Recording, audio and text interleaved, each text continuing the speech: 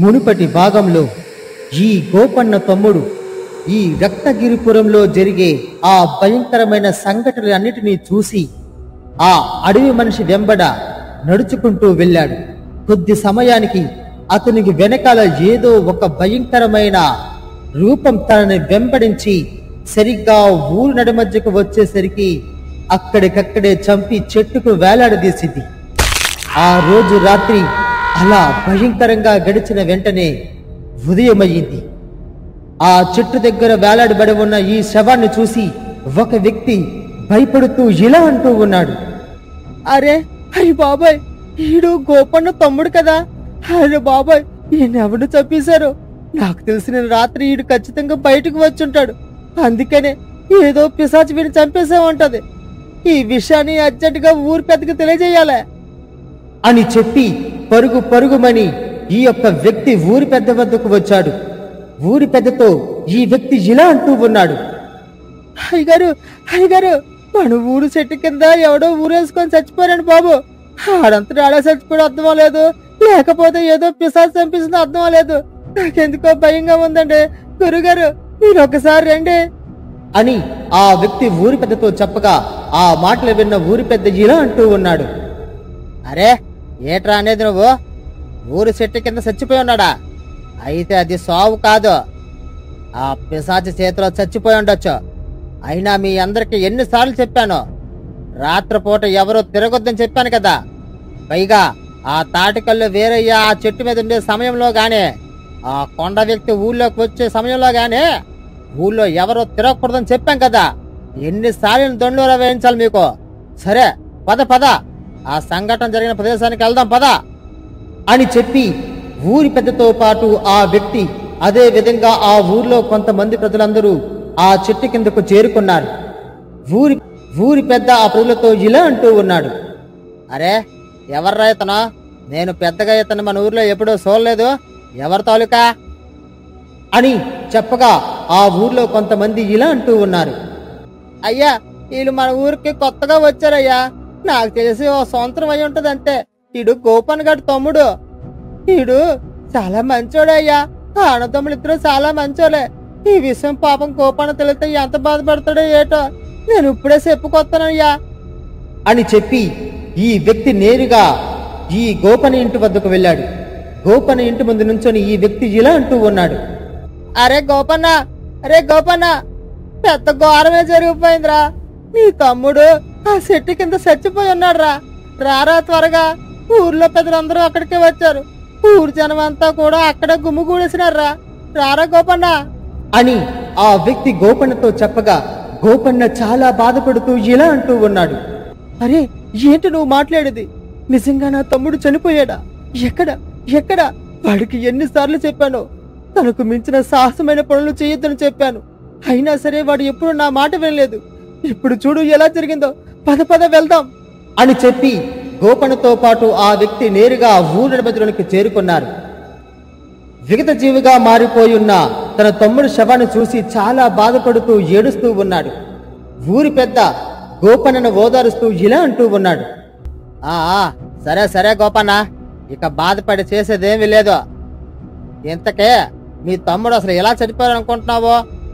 మనోడికే ఈ ఊళ్ళో సంగతులన్నీ చెప్పారా లేదా అని చెప్పగా ఈ గోపన్న ఇలా అంటూ ఉన్నాడు, అయ్యా నేను మన ఊర్లో జరిగే ప్రతిదీ క్షుప్తంగా వివరించనయ్యా వీడికి.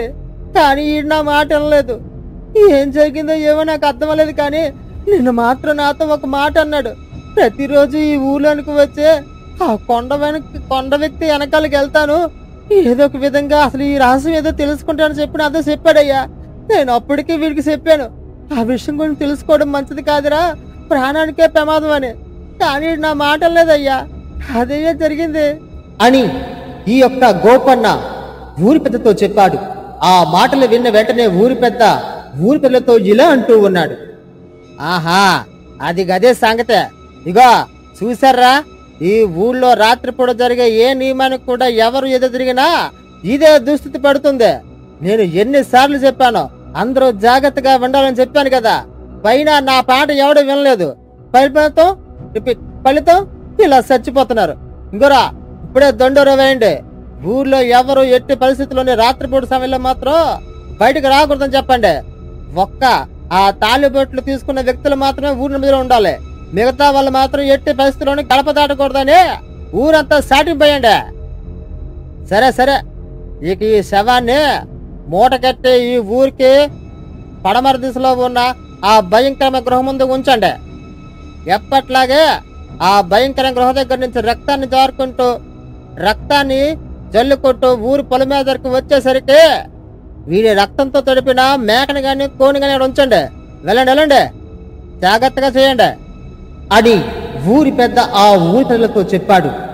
చెప్పిన విధంగానే ఈ ఊళ్ళో ప్రజలందరూ ఈ గోపన్న తమ్ముడు యొక్క శవాన్ని తీసుకొని ఊరికి పడమర దిశలో ఉన్న ఆ భయంకరమైన గృహం వద్దకు తీసుకుని వెళ్లారు. ఆ గృహం ముందు పెట్టి వాడి రక్తాన్ని ఒక కుండలో సేకరించి ఆ రక్తాన్ని చల్లుకుంటూ నేరుగా ఊరి పొలిమేర వద్దకు వచ్చాడు. ఆ ఊరి పొలిమేరలో తన వెంప తీసుకొచ్చిన ఒక తెల్లని మేకని రక్తంతో తడిపి ఆ పొలిమేరలో కట్టి అక్కడి నుంచి వెనక్కి తిరిగి చూడకుండా వచ్చేశారు. సరిగ్గా రాత్రి 1 గంట సమయం అయ్యింది. ఈ పడమర దిశలో భయంకరంగా ఉన్న ఆ గృహ వద్దకు ఒక నక్క వెళ్లి అక్కడ ఒక భయంకరమైన శబ్దాన్ని చేసింది. ఆ నక్క ఆ శబ్దం చేసిన వెంటనే ఆ గృహలోంచి 2 పొట్టి దయ్యాలు బయటకు వచ్చాయి. ఆ పొట్టి దయ్యాలు 2 ఇలా అనుకుంటూ ఉన్నాయి, బలి ఎవరో మానవుడు బలి అయినట్టున్నాడు.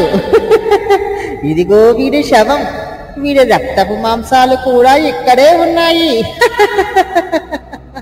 అదిగో రక్తపు దారి, అక్కడికి వెళితే వీడి ఆత్మ అందులో చిక్కుకొని ఉంటాది. పదరా పేల, పద పద, వెళ్ళి ఆ ఆత్మను ఇక్కడ వద్దకు వచ్చి మన తస్మికా పిశాచికి స్వాగతం పలుకుతాం. వీడు ఎవడో ఈ ఊర్లో జరిగే ఆ సంఘటన గురించి తెలుసుకోవడానికి ప్రయత్నించినట్టున్నాడు. వీడు బలి అయిపోయాడు అని చెప్పి ఆ 2 పొట్టు దయ్యాలు ఆ రక్తపు మార్గం గుండా నడుచుకుంటూ నేరుగా ఊరి చివరన ఉన్న ఆ పొలిమేర వద్దకు వచ్చాయి. అక్కడ రక్తపు మడుగులో ఉన్న ఈ మేకను చూసి ఈ పొట్టు దయ్యాలు 2 ఇలా అనుకుంటూ ఉన్నాయి, అరే పొట్టేలు, వీడి ఆత్మ దీనిలో దూరిందా? ఒరే నరుడా, ఎందుకురా ఇంత అగాత్యం చేసుకున్నావు? నేరపోయి చేసిన తప్పుకి నీ నుండి నూరేళ్ల ఆయుష్ని ముగించుకున్నావు. ఇప్పుడు చూడు నీ బతుకు ఎలా మారిపోయిందో. ఇప్పుడు మరికొద్ది క్షణాల్లో తస్మికా పిశాచి బయటికి వచ్చి నీ యొక్క మానవ శరీరంతో పాటు ఈ గృహలోనికి ఈ శరీరాన్ని కూడా తీసుకుని వెళ్ళిపోతుందిరా అర్భక మానవా. లేరకపోయి గురించి తెలుసుకున్నావు, నీ ప్రాణాల మీదకి తెచ్చుకున్నావు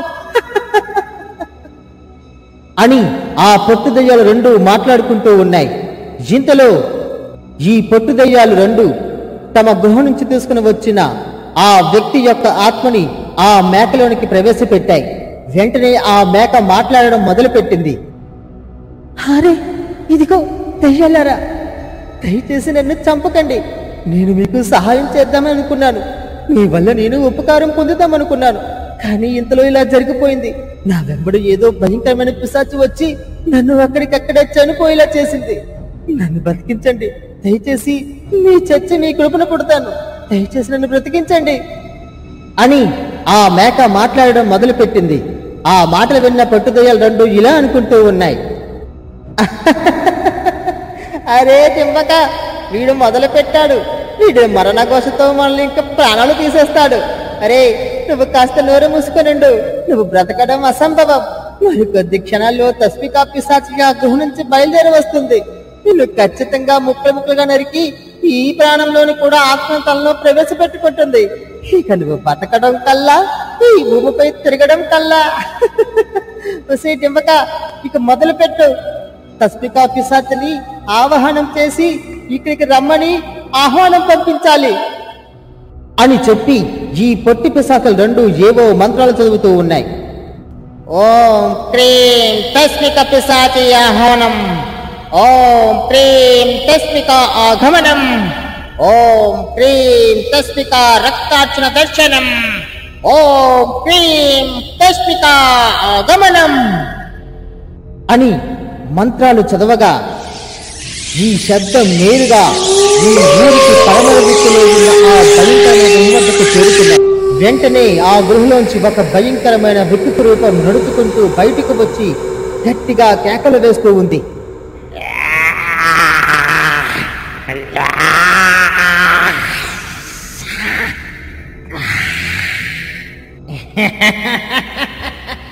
నా ప్రేతాత్మ రూపం ప్రతిరోజు చచ్చి బతికినా మరణించినా సరే నాకు ప్రతి నెలకి ఒక మంచి ఆహారాన్ని సమర్పిస్తుంది. ఇప్పుడే ఊరి పొలమేల వద్దకు వెళ్ళి బలిగావించి ఉన్న ఆ జంతువుతో పాటు వాడి ఆత్మని కూడా నాలో స్వాధీనం చేసుకుంటే ఇక నాలో ఉన్న ఆత్మల సంఖ్య రెట్టింపవుతుంది. ఇంకో 10 ఆత్మలు గనక నాలో చేరుకుంటే ఇంతకాలం ఎక్కడో దాగి ఉన్న ఆ భయంకరమైన ప్రేతాత్మిక శక్తి పేటిక ఎక్కడ ఉందో నేను తెలుసుకోగలుగుతాను.